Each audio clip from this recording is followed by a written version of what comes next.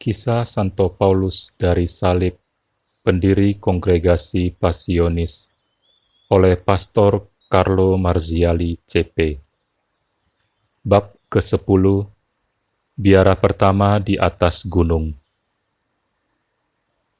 Maria menunjukkan tempat biara.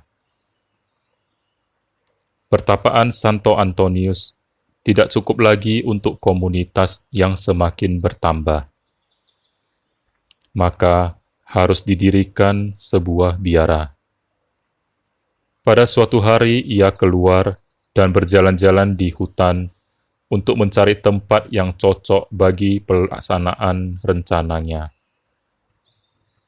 Sambil berjalan, ia berdoa agar Allah sudi menunjukkan tempat. Karena terpusat pada Tuhan, ia tidak memperhatikan duri yang ada di jalan dan satu yang panjang menusuk kakinya. Ia berhenti dan mencabutnya, lalu mau meneruskan perjalanannya. Tapi bagaimanapun ia tidak dapat berjalan. Dengan merangkak pun ia tidak bisa maju. Tertahan oleh sesuatu kekuatan ajaib untuk tinggal di situ. Ia mengangkat mata ke langit dan berkata, "Ya Allah, sekarang saya tahu bahwa Engkaulah yang menghendaki agar saya berhenti di sini." Ia berlutut dan mengucapkan litani Santa Perawan Maria. Ia berdoa dengan semangat dan kebaktian besar sekali, lalu masuk ekstase. Ia melihat Bunda Maria tersenyum kepadanya dan berkata, "Paulus, di sini kamu harus mendirikan rumahmu yang pertama dan membaktikannya kepadaku. Di tempat yang subur, indah permai itu, di tengah-tengah hutan hijau dan langit biru, di atas gunung yang dibelai ombak laut Tirenum, didirikan biara pertama dari tarekat baru." Mendirikan biara. Setelah memilih tempat, ia berusaha untuk segera memulai bangunan. Dari penduduk Orbetello, ia mendapat tanah sebanyak yang diperlukan.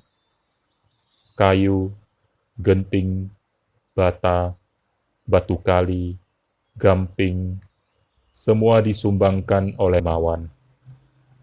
Segala-galanya siap untuk dimulai. Orang menunggu dengan rindu. Paulus membayangkan rumah biara dalam angan-angan. Tetapi pada waktu itu, pecahlah perang antara Spanyol dan Austria.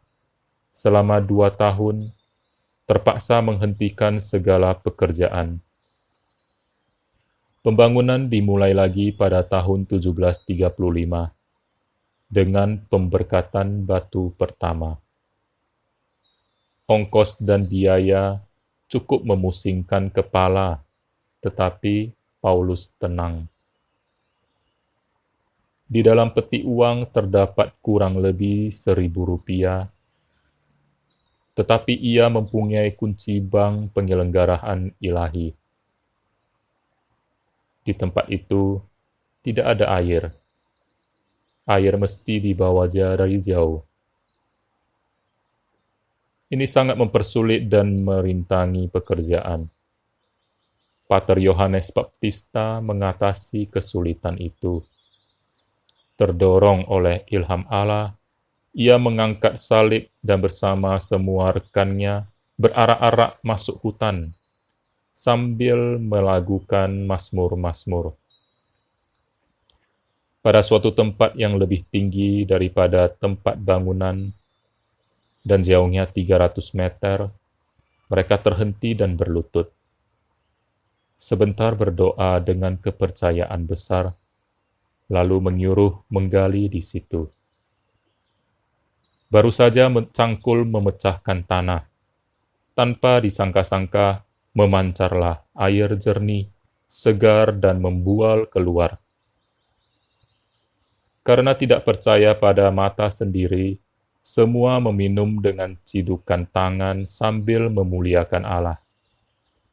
Segera mereka menggali sebuah parit dan menyalurkan air ke tempat bangunan. Semua bekerja dengan giat. Dalam waktu singkat, tembok kelihatan tinggi setinggi 2 meter. Para biarawan memandang dengan puasnya. Tetapi, sekali lagi perang menghalangi pekerjaan. Setelah selesai perang, bangunan dimulai lagi dengan cepatnya. Tanggal 8 Februari 1736, Paulus menulis, "Pada musim panas nanti, biara kami yang sederhana ini akan selesai. Sekurang-kurangnya, temboknya." Semua berjasa dalam bangunan itu. Paulus sendiri telah mematokkan tanah dengan tongkatnya untuk menetapkan batas biara. Dan bersama dengan rekan-rekannya memikul kayu, membawa bata dan kapur. Selalu rela membantu, asal biara yang sudah lama dirindukan cepat selesai. Benar, pada musim panas 1736, bagian kasar sudah selesai. Tantangan yang hebat. Tidak semua orang senang dengan Paulus. Banyak yang berusaha untuk menghalangi bangunan biara itu. Yang mengepalai perlawanan terhadap Paulus ialah Pastor Antonius Siafino. Pertapa yang tinggal di pertapaan Anunziata ini mencegah orang yang akan mengikuti Paulus. Ketika Paulus mulai mendirikan biara di daerah Orbetello, Siafino membangkitkan rasa cemburu penduduk Porto Ercole. Dengan bantuan mereka, ia mulai mendirikan suatu biara sebagai saingan. Tetapi rencananya gagal karena sokongan dan sumbangan cepat berhenti sehingga bangunan macet. Sampai sekarang tinggal beberapa puing di sana yang dinamakan orang Conventasio, biara jahat. Paulus tidak heran karena pengejaran itu. Ia sendiri mengatakan karya Allah yang besar harus mendapat banyak tantangan. Paulus membalas kejahatan Siafino dengan memperlakukannya penuh cinta kasih, sampai akhirnya ia diterima sebagai anggota kongregasi. Ini merupakan contoh kemenangan cinta kasih atas ketegaran. Paulus juga tabah. Ketika orang Porto Ercole menyuruh seorang pastor menyampaikan tuduhan ke tahta suci terhadap dia tentang ajaran yang salah, ia sedih tetapi menerima dengan sabar. Ada pejabat gerejawi yang melawan dia karena mengkhawatirkan berkurangnya derma bagi mereka. Ada juga yang menganggap Paulus congkak terhadap uskup, sebab ia berusaha untuk mendapat pengesahan dari tahta suci, seolah-olah ia membangkang terhadap uskup. Ada pula yang meminta kepada penguasa militer untuk turun tangan, agar Paulus yang berasal dari Italia Utara diusir dari daerah Presidi di Italia Tengah.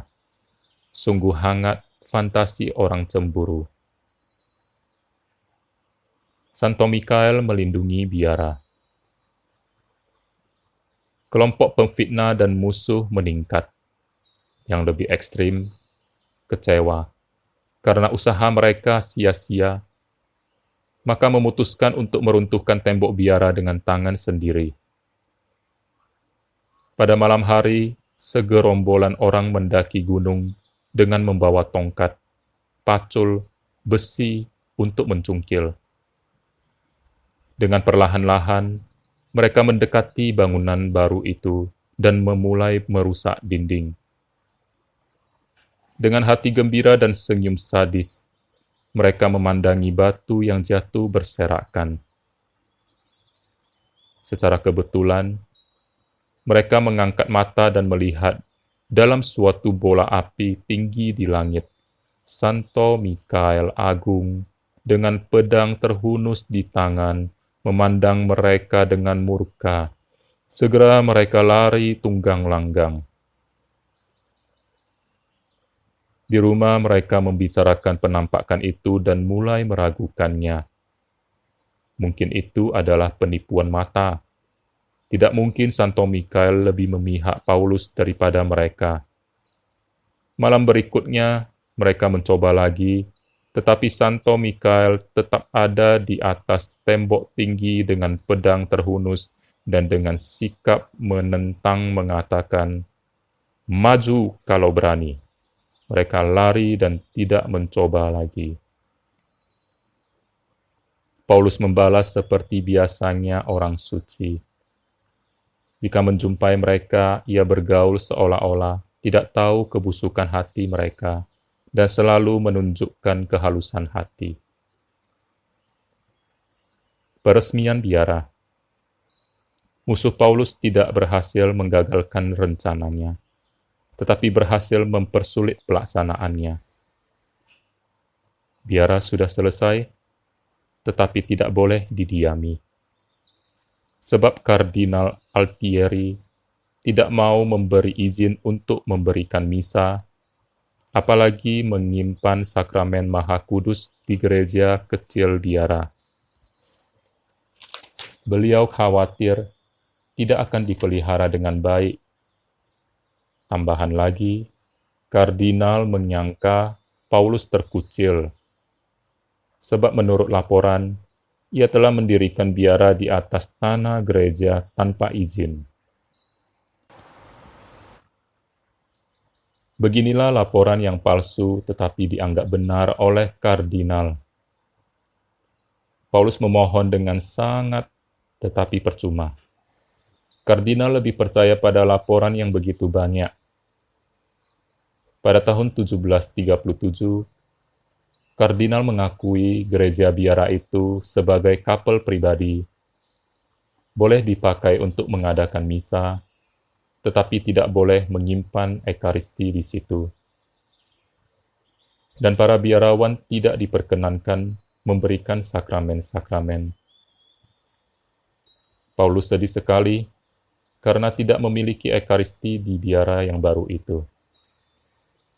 Ia terpaksa minta izin langsung kepada tahta suci dan permintaannya dikabulkan. Tanggal 31 Agustus 1737, ia menerima breve paus yang mengizinkan segala perayaan liturgi dan pembagian sakramen-sakramen. Tanggal 15 Mei 1741, memperoleh izin menyimpan ekaristi. Menanti selama 4 tahun dan berhasil. Hati Paulus meluap dalam kebahagiaan karena kurnia itu. Tanggal 14 September 1741, gereja biara ditahbiskan oleh Vincent Orbetello dan dibaktikan kepada Bunda Maria yang dipersembahkan ke Kenisa. Rakyat, pembesar pemerintah, kaum gerejani, dan penguasa militer dengan tentaranya mengambil bagian dalam pentahbisan itu. Tentara membawa juga orkes militer, sehingga seluruh gunung digemparkan oleh nada-nada kegembiraan, dan ribuan orang menyanyikan madah Te Deum, Allah Tuhan kami, sebagai ucapan syukur. Dengan demikian Tuhan memberikan biara dan gereja kepada hamba-hambanya yang setia.